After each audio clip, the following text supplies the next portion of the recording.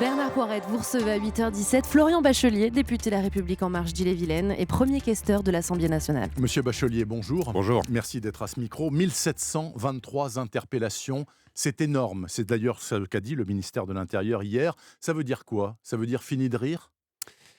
Avant de vous répondre, monsieur Poirette, si vous permettez, je voudrais rendre hommage, aux forces de l'ordre Faites-le. et des sécurités, qui ont, été mobilisées partout en France, pas seulement à Paris, partout en France et qui ont accompli, un travail, magistral et qui ont réussi à être exemplaires et de professionnalisme dans leur façon d'agir. Et puis je voudrais associer également à cet hommage, les magistrats Mhm. et puis, les personnels de renseignement. Parce que là aussi, il y a un continuum renseignement, police, justice qui a été mis en place hier et qui est, aussi Enfin, enfin. alors je ne vais pas dire Parce enfin parce que c'était qu'il le y a eu du cas, mais retard à l'allumage. c'était le cas, mais on a augmenté, les effectifs, vous l'avez vu hier et c'est, demain aussi les suites judiciaires qui devront être, données à des phénomènes de violence qui sont parfaitement inacceptables. Moi, je ne veux pas me résoudre, je ne veux pas m'habituer à ce niveau de violence, physique, verbale, qui, traverse ce pays depuis, des semaines et des semaines, alimentée par des responsables politiques qui sont totalement irresponsables en réalité. Qui? Jean-Luc Mélenchon, François Ruffin, Marine Le Pen au début, mais je veux dire même presque un peu moins dans l'outrance que Jean-Luc Mélenchon et François Ruffin, qui sont dans une forme de compétition outrancière sur les mots. Je veux dire aujourd'hui que hier, j'ai entendu Jean-Luc Mélenchon, le presque président, vous savez, qui refuse toujours de condamner les violences. Qui Mhm. refuse toujours de condamner les violences. Il y a 1500, 1700 victimes, dont plus de 500 parmi nos forces de l'ordre et de sécurité. Ce sont des jeunes gendarmes, ce sont des jeunes policiers. Et vous avez des menaces de mort sur les élus, sur Sur les vous-même représentants d'ailleurs, lundi syndicaux. dernier, Moi, j'ai eu le devant chez cas de vous, à pression Rennes. physique, bien sûr. Je peux parler également, dernier exemple en date, hier soir, Jacqueline Dubois, une collègue députée de la Dordogne, qui a vu ses deux véhicules, brûler devant chez elle en début de soirée, alors qu'elle avait reçu une délégation de Gilets jaunes. Ça s'était très bien passé d'ailleurs en début de journée.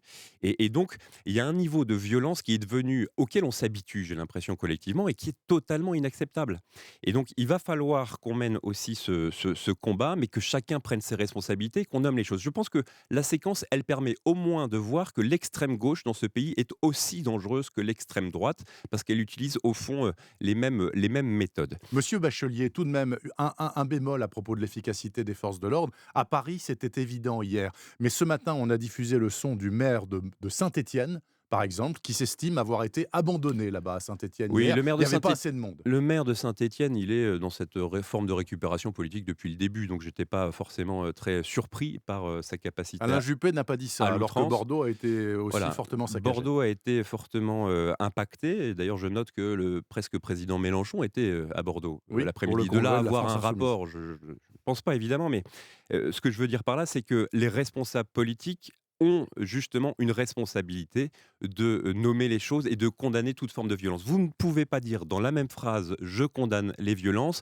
mais elle s'explique, elle se légitime par une politique gouvernementale, quoi qu'on en pense, qu'on l'apprécie ou pas. Vous ne pouvez pas faire ça quand vous êtes responsable politique. C'est la limite de l'ordre public, mais surtout de la République qui a été franchie au cours des dernières semaines. Donc moi, j'appelle à la raison un certain nombre de responsables politiques dans les prochains jours, parce que c'est devenu totalement inacceptable et inadmissible. Est-ce que vous croyez à cette affaire d'ingérence russe via les réseaux sociaux pour mettre de l'huile sur le feu de la contestation sociale en France? Là, je pense qu'il faut vraiment qu'on sorte collectivement d'une forme de naïveté.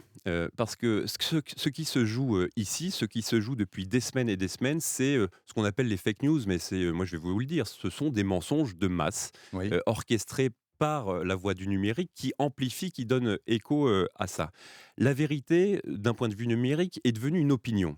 Mm. Et donc on s'est laissé, nous, accrocher la pancarte, par exemple, du président des riches.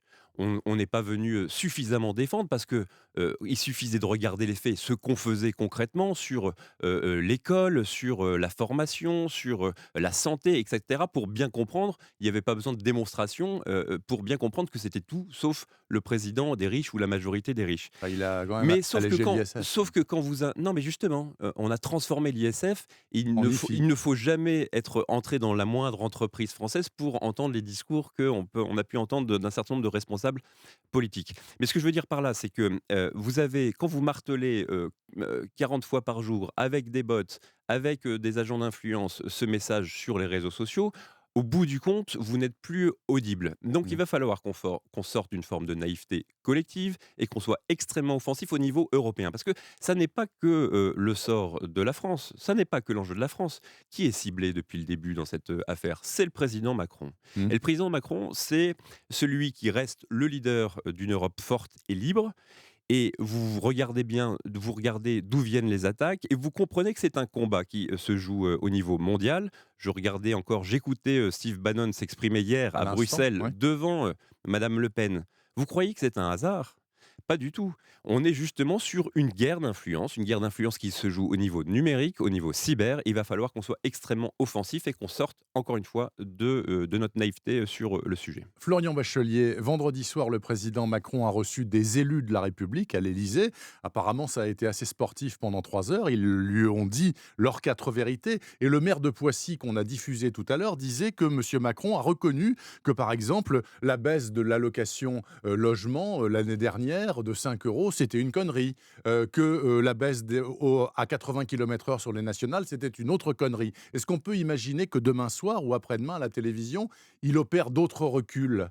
Déjà, ça doit rassurer un certain nombre d'auditeurs. C'est-à-dire que on comprend que le président Macron reçoit beaucoup, et je peux vous le confirmer, reçoit beaucoup des élus, Ouais. des siens, d'élus qui ne pensent pas comme lui, d'intellectuels, de les catégories de population. Et donc ça n'est pas nouveau.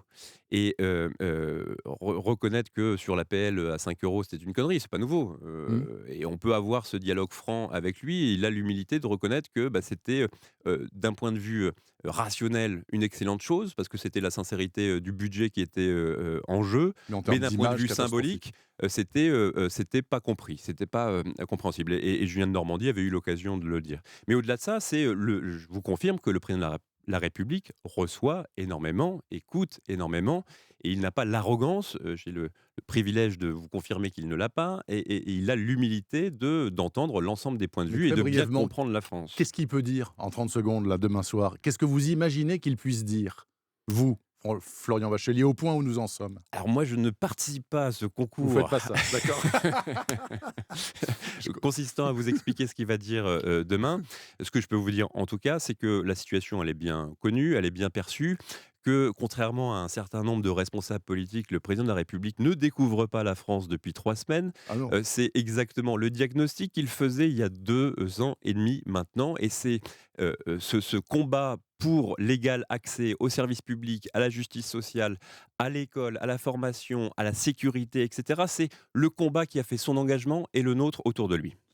Merci beaucoup. Florian Bachelier, député La République En Marche, donc d'Ille-et-Vilaine, premier questeur de l'Assemblée nationale. C'est vous qui avez donc les cordons de la bourse à l'Assemblée nationale. J'ai découvert ça. Parce que le premier questeur, je ne savais pas ce que c'était. Très honnêtement, je me suis renseigné. Et là aussi, il y a un énorme travail qui Je est fait sais, sur vous le menez. la suppression des avantages indus, quand on ne veut pas appeler ça des privilèges. Et qui choque beaucoup de citoyens français, assurément. Bah, plus Invité maintenant, parce d'Europe que 1. C'est en train de changer. je les invite à regarder le bilan de ce qui a été fait à l'Assemblée nationale auprès de François de Rugy au départ et puis de Richard Ferrand aujourd'hui. Il y a un énorme travail qui a été réalisé depuis 1 an et demi.